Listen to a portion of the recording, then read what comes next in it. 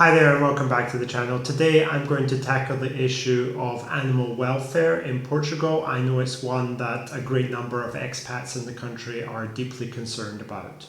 There is a famous quote often cited by many animal rights organisations that the greatness of a nation and its moral progress can be judged by the way in which it treats its animals. This quote is often attributed to Gandhi, supposedly from a speech in 1931. However, there's some debate over the veracity of that. It doesn't matter for the purposes of this video. I think that the sentiment of the quote is all that concerns us here, and that definitely a society should aspire to treat animals in a good way. I think it shows a lot about a people, about who you are as an individual and also as a society. The way that animals are treated really does indicate the quality of a person and of a social group, at least in my opinion.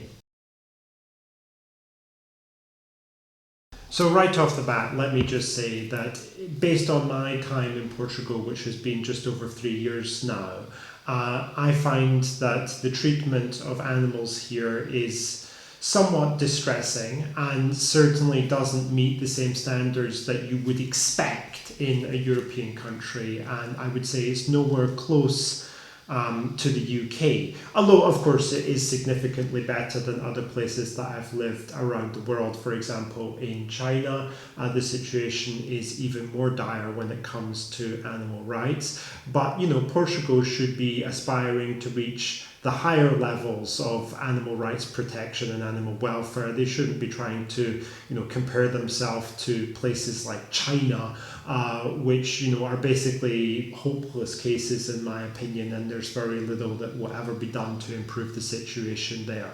So speaking very broadly, treatment of animals in Portugal doesn't really come up to the standards that you would expect if you've lived in the UK or Ireland or the US or somewhere like that. It really doesn't. And among many people, there seems to be a different mindset. They have an idea, especially about dogs. I think that's most noticeable with them, that a dog's a dog.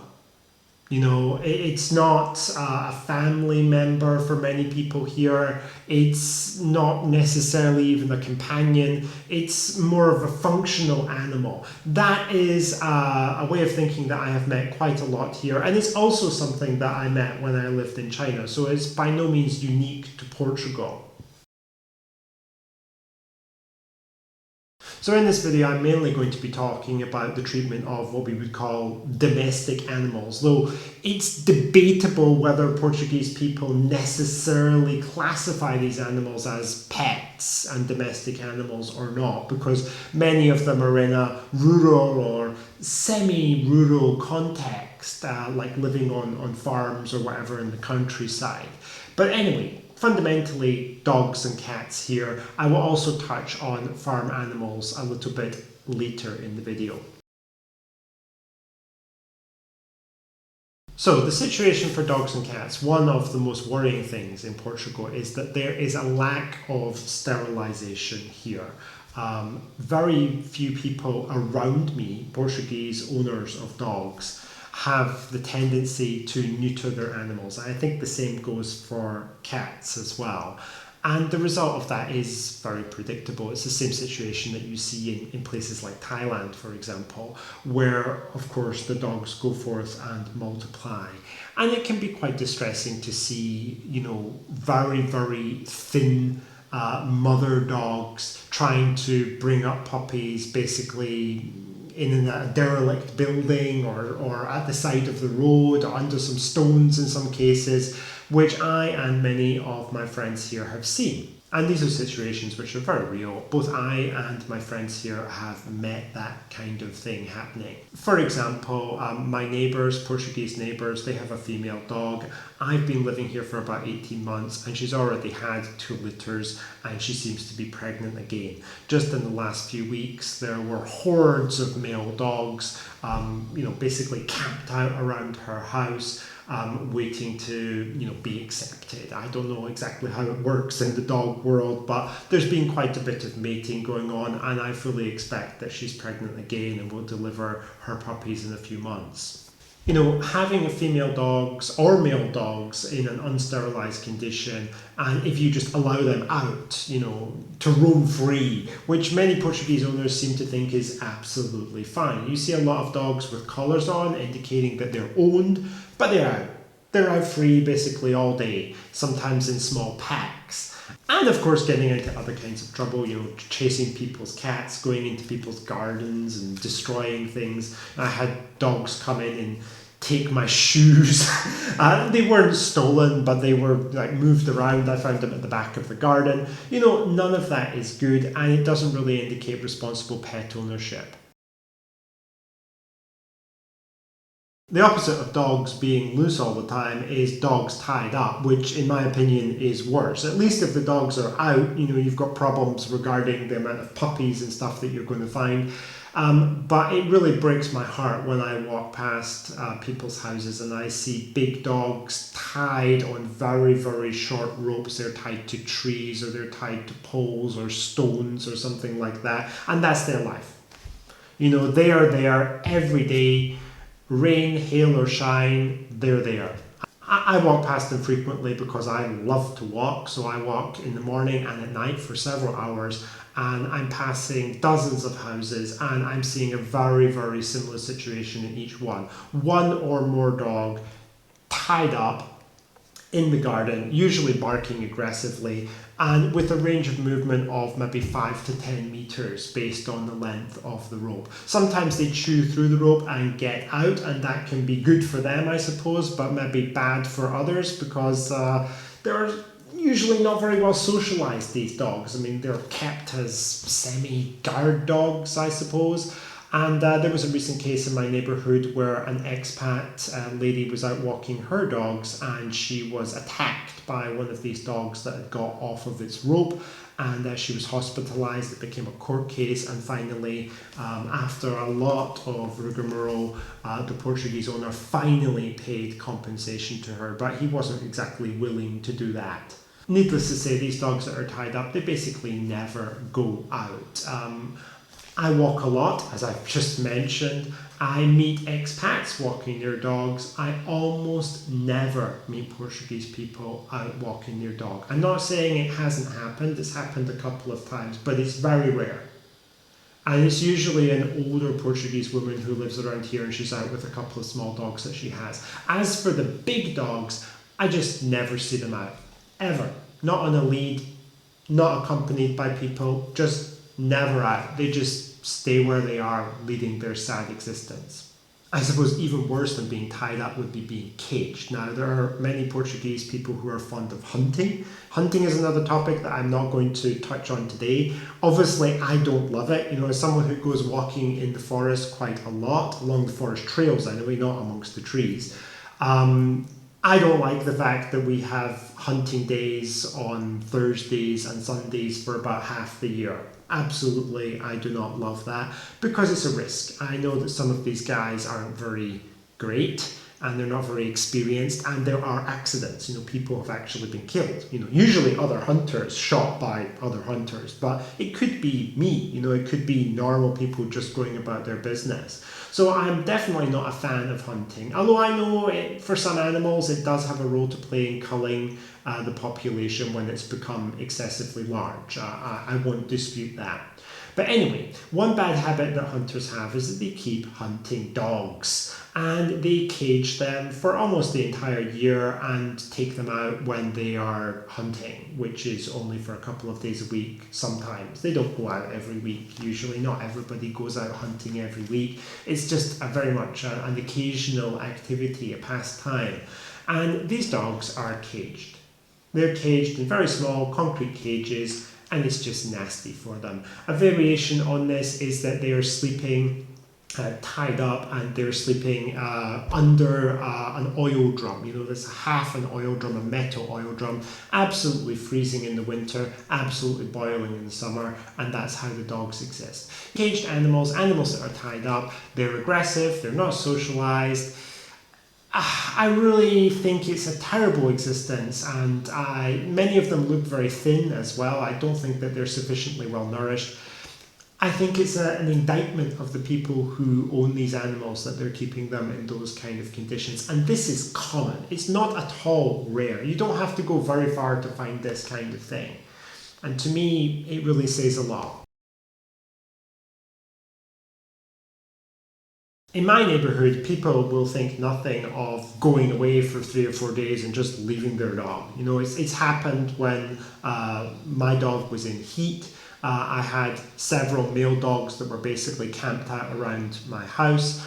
We made an effort through the GNR to actually contact the owner of these dogs. You know, it's a small community, people know where they belong. And in some cases, the owners had just gone to Lisbon, or they had gone to Aveiro or something like that, and they were visiting family, and the dog had just been left, and they knew it had been left. And, you know, my God, who does that with their pet? Who would do something like that? But it's pretty common around here, and it didn't seem to be the kind of thing that horrified, you know, other Portuguese when I told them about it. They just treated it as pretty much normal. I found it to be deeply disturbing, and it was a major source of inconvenience for me. You know, I basically had to feed those dogs because they wouldn't go away. Another amusing concern is vaccination and registration. You know, as a responsible pet owner, you should get your dogs vaccinated, and that's the law. They all have to have a microchip, and you're supposed to register them with the local parish council here. I think that it's very fair to say that many Portuguese owners do not do this. When I went to register my dog, and when my expat neighbours have gone to register theirs, they always get the feeling that they're the only guys doing it. You know, the guy who's actually doing the registration looks at you a bit funny, like, you're a bit stupid, aren't you, to come here and do this and pay the money because nobody else is doing it. That's the way it seems to me anyway. And I would say it's a similar story at the vet. You know, there are 3 vets near where I live, and I've been to all 3 of them at one time. And only once have I met a Portuguese person taking their animal to the vet. All the rest of the time, it's been expats. You know, it's amazing. Not everybody is an expat in this area. I would say maybe 30 to 40% of the population at most are expats. And definitely for dog ownership, I think the Portuguese have far, far more dogs and cats than the expats do. But yet when you go to the vet to, you know, seek treatment or something, you're surrounded by other expats. There are very, very few Portuguese. I just wonder what the reason for that is. One of the saddest things that happens here is that when people move, they often just move without taking their animals. And this has happened in my neighbourhood quite frequently. My neighbours have taken in a couple of cats that were just simply left. The Portuguese owners of the animals had the animals, usually cats, and they, you know, settle up and go to another city or wherever they go, and they just leave the animals. And, you know, a lot of expats will take the animals in when they've been abandoned. Because they feel sorry for them. But that's not how things should work. You shouldn't just abandon a pet when you move house. It's quite unbelievable to me, but it happens more frequently than you would think. Moving on briefly to farm animals. You know, I live in a rural agricultural area, so there are a lot of sheep and goats and some donkeys and things around. I can't say the treatment of them is terrible, but I also can't say the treatment is great. For example, there's a donkey that I walk past every day on my walk, and it's out in the field tethered to a heavy stone. They've got all of its legs, you know, tied up really tightly. I wonder about its circulation. And it is just covered in parasites and burrs and stuff because it's been out in the field. I can see ticks on it. I can also see ticks on a lot of dogs around, you know, these dogs that just wander around aimlessly because their owners don't do anything to take care of them. But back to the donkey. It's there in the field in all weathers. You know, I saw it the other day. It was completely drenched because we had a rainstorm, and it's just there. In the heat of the summer, in the cold of the winter, in the wet of the rain, it has no shelter, and it can't get away because it's on like a 7-8 meter long rope. It just basically walks in a circle in its own poo because, you know, it's got nowhere else to do it. I feel immensely sorry for it. I mean, I take it a carrot every day when I go out, but there's nothing I can do. The guy who owns it is actually reasonably friendly. I say hi to him and stuff, but he just seems to have no idea that that isn't great. I mean, I'm not saying what he's doing is illegal at all. I mean, it's not. There's actually no law in Portugal protecting farm animals as far as I know anyway. And what he's doing isn't exactly cruel, but he's not caring for the animal in the way that you should. I mean, he really isn't. Portugal does actually have animal protection laws, but they're quite recent. As far as I'm aware, the first animal protection law in Portugal was only passed in 1995, and the one which is currently being used is from 2014. This amazed me when I found it out. You know, the first animal protection law against cruelty to animals in the UK is from 1835. I mean, my God, it seems to be like over a century late. I found that to be very difficult to believe, but it's actually true. I mean, even Nazi Germany passed an animal protection law in 1933. So, you know, it's fair to say Portugal was maybe a little bit behind the curve on this one. Under the Portuguese Animal Protection Law from 2014, only pets, so domestic animals, are actually protected, and the punishment can be up to a year in prison or a fine. However, there are problems with this law because it has been held to be unconstitutional to punish offenders with prison sentences, based on the fact that the Portuguese constitution indicates that only if you're threatening life or property or freedom of expression, security, freedom, or personal integrity, only if it's one of these 6 things can a person actually be legally imprisoned. So as far as I understand it from my reading of the news, the public prosecutor's office in Portugal has basically decided that this is an unconstitutional law. And several people who have been previously convicted and handed prison terms in Portugal, and as a consequence, several people who had actually been convicted under the law were not sent to prison. They had their sentences suspended. So, for example, there was a very, very brutal case in 2018 of an older man in Portugal who had a pregnant dog, and he actually cut the dog open and removed several of the puppies, leaving 2 puppies inside, and removed the others. All the dogs involved died, as far as I know. It was a really, really disgusting case. It's something that really turns the stomach when you hear about it. And he was given a 16-month term in jail, but the sentence was later suspended by the judge simply because it was ruled to be unconstitutional. In another case from 2020, which finally saw a judicial decision in 2024, quite a famous bullfighter in Portugal was convicted of basically starving quite a number of dogs, and he received a jail term of 4 years and 8 months, but just like in the other case, it was subsequently suspended and he served no time due to doubts about the constitutionality of the punishment of imprisoning him for, you know, basically cruelty to animals. If you contrast that with the situation in the UK, which obviously isn't perfect, there are many people who are cruel to animals, but they get punished for it. One example I found was in 2014, there was a Portuguese man living in the UK, and he had tried to kill his dog with a heavy blunt tool and then left it for dead in the snow. Actually, he was found by police and he was convicted and sent to prison for a year. That's a year of actual prison time, not just a suspended jail term like he probably would have got in Portugal. Now, I don't want to project the image that Portuguese people are mistreating animals and it's a kind of universal thing. Absolutely not. There are many animal charities in Portugal, and there are people who are trying to protect animal welfare and campaign for it. There have been petitions. I think even the President of the Republic has been supportive of rectifying the problems with the animal welfare law so that people can actually be fully punished for the hideous crimes that they commit.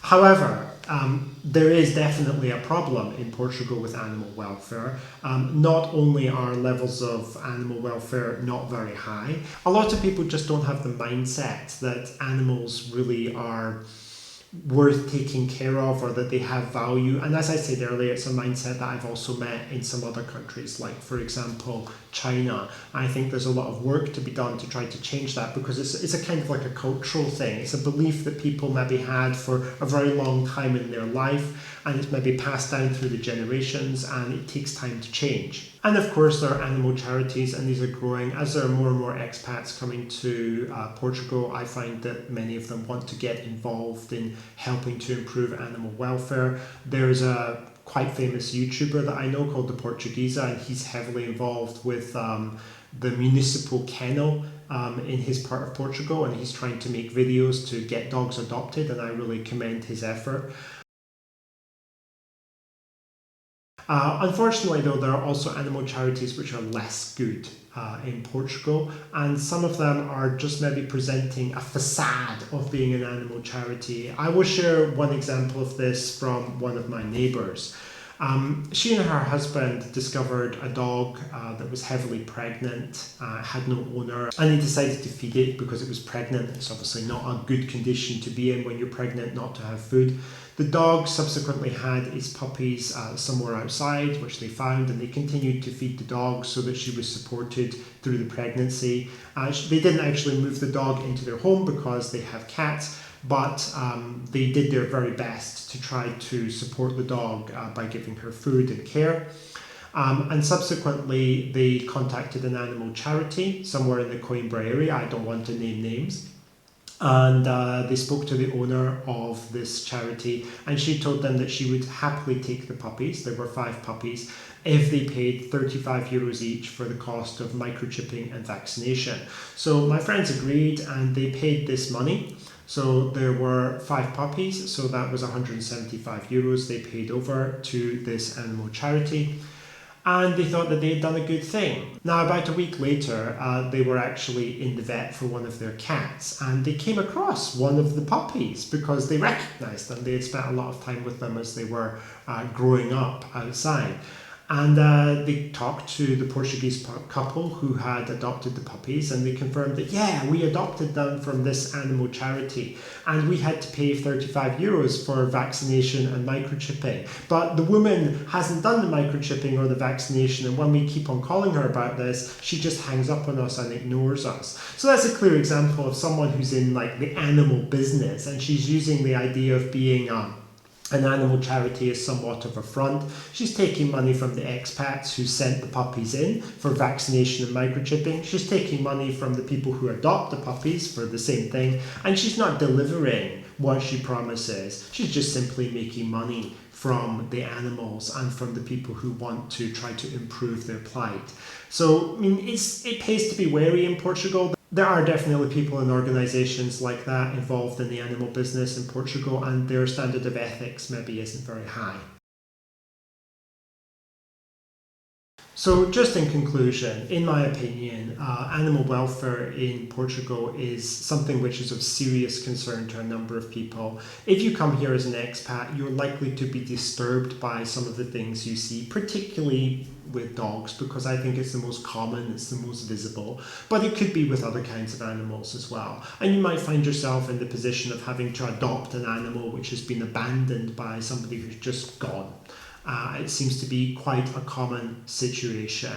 You have to be quite hard-hearted to turn a blind eye to it here, and it's really not something that I am able to do.